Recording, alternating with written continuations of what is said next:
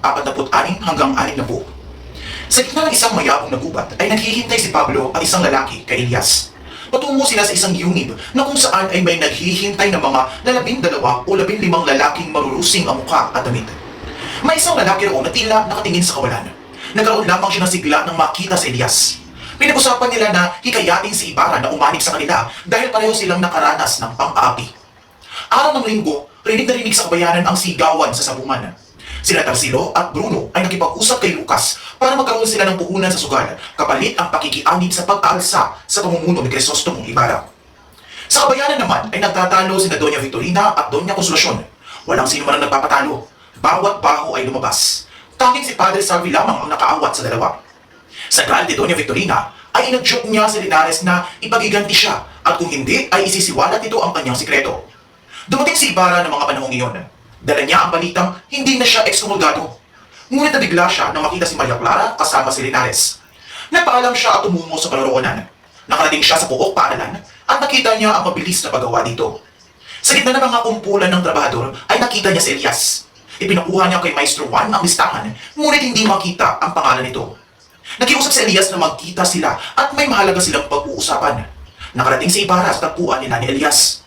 Inilatag ni Elias ang mga dapat niyang sabihin ayon sa mga napag-usapan nila ng matandang lalaki sa yungib. Ngunit nagitla siya sapagkat taliwas sila ng iniisip ni Ibarra.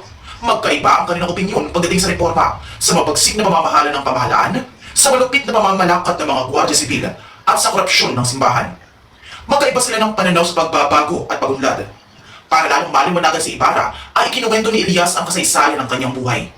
Ngunit tila ganoon pa rin ang pasya ni Ibarra bagamat siya'y nakikisimpatiya sa masaklap na kapalaran nito. Ibinaba si Ibarra at nagbiling dito na kalimutan siya at huwag batiin sakaling magkita muli. Lumisan siya habang si Ibarra ay tinatanaw siyang kinakain ng dilim. Nag-usap sila ni Sinang at doon niya nalaman ang tungkol kay Linares at Maria Clara. Nagpasya silang magkita kinabukasan. Sa kalaliman ng gabi sa gitna ng sementeryo ay nagkumpul-kumpulan ang mga kalalakihang tinipo ni Lucas. Pinag-uusapan nila ang gagawing pananalakay at kung ano ang isisigaw nang dumating si Elias. Nagpatuloy ang usapan hanggang napagdesisyon na nilang tapusin ito dahil maaaring may sumusunod na sibil. Naiwan sila Elias at Lucas na hindi pa rin malinaw ang mukha ng isa't isa. Samantala, si Don Filipo ay nakikipag-usap kay Piloso Potasio na sa mga panahon na iyon ay may sakit. Napag-usapan nila ang pagkakaiba ng mag-aaral noon at ngayon. Ang mga topikong umiiral sa kanilang mga isipan ay ang pamahalaan, mga pagbabago sa nagdaang panahon, ang mga kababaihan at kalalakihan, at ang umiiral sa tahanan. Bago sila maghiwalay, nagbilin si Piloso Potasio na kailangan niyang makita si Crisostomo sa susunod na araw dahil may importante siyang sasabihin dito bago siya mamatay. Ibinalita ni Padre Salvi sa tiniente ang sabwatan at pag-aalsang mangyayari na ikinumpisal ng isang babae. Si Elias naman ay binalaan si Crisostomo Ibarra tungkol dito, ngunit hindi ito naniwala sapagkat hindi ito totoo. Sa ganoon ring pagkakataon, naging bal si Elias nang malamang ang ninuno ni Ibarra ang dahilan ng pasakit na mayroon siya ngayon. Nagsimula ang hapunan sa bahay ni Kapitan Tiago, kasama sina Padre Salvi, Maria Clara, Linares at Sinang. Sa pamumuno ng prayle sa panalangin ay paputol-putol ngunit hindi halata sapagkat ang bawat isa ay may iniisip. Sa pagdating ni Ibarra, tila tulala, napansin siya ni Tia Isabel, ngunit lahat ay nahintakutan ng marinig ang putukan. Umuwi siya at inimbaki ang gamit at lahat na pwedeng magamit laban sa kanya. Natigil lamang ito nang may dumating ng gwardiya sibil para imbitahan siya sa tanggapan. Bumalik si Elias sa bahay ni Crisostomo. Nakita niya ang mga naudlot na pag-iimpake ng mga gamit at inihagis niya sa bintana nang makita may mga gwardiya sibil na paparating. Sinunog niya ang salidaklatan at umalis. Walang anumang nakuha ang mga sibil. Kinaumagahan, may nakita nakalambitin sa isang puno. Lahat ay may kani-kaniyang haka-haka. Tanging ang magsasakang nagmamasid ang nakapansin sa buto ng katutubong damo na makikita sa kasuotan na nakita rin niya sa manggas ng sakristan mayor. Sa tanggapan ng tiniente, nagsimula ang pag-iimbestiga. Si Bruno ay namatay kinagabihan. Si Tarsilo ay namatay sa paraan ng pagtitimba. Dumaan ang kariton at bumaba ang lahat ng sinakdal. Huling lumabas si Ibarra na hindi nakagapos na naging dahilan ng pagkagalit ng mga pamilya ng naroon. Kitang-kita sa mukha ni Ibarra ang kasawian. Walang nagmamahal, walang tahanan, at tinalikuran ng sariling bayan. Sa di kalayuan ay tanaw ni Tandang Tasyo ang lahat.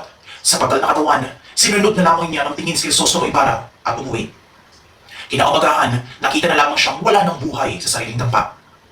Umabot sa Maynila ang mga nangyari sa San Diego. Iba't ibang bersyon ang nakarating bagamat puro kapulaanan ang kay Ibarra at pagpupuri naman ang kay Padre Salvi. Maraming nagsasabi na dahil sa pagpigil niya sa pag-aalsa ay maaaring maging obispo siya. Dahil sa pangyayari yaon, si Kapitan Tinong ay nabalisa dahil minsan niya na rin nakadaog pang palad si Ibarra kung kaya't pinayuhan siya ng kamag-anak na magpadala ng regalo sa Gobernador General para hindi siya masali sa gulo. Ngunit naging kabaligtaran ang nangyari. Pinagdaan siya, inimbita at pinagbakasyon sa tanggapan ng pamahalaan. Dumating naman ang mga de Espadanya sa bahay ni Tiago kasama si Linares. Sinabi ni Doña Victorina na nararapat lamang na maparusahan si Ibarra sa ginawa. Hinaran ni Maria Clara ang mga bisita. Napag-usapan ang kasal ni na Maria at Linares. Payag na si Tiago na ikasal si Maria kay Linares dahil tagapayo ito ng Kapitan General. Kinabukasan, napuno ng bisita ang bulwagan ni Kapitan Tiago. Ando ng mga inchik, mga pares na Salvi at Sibila.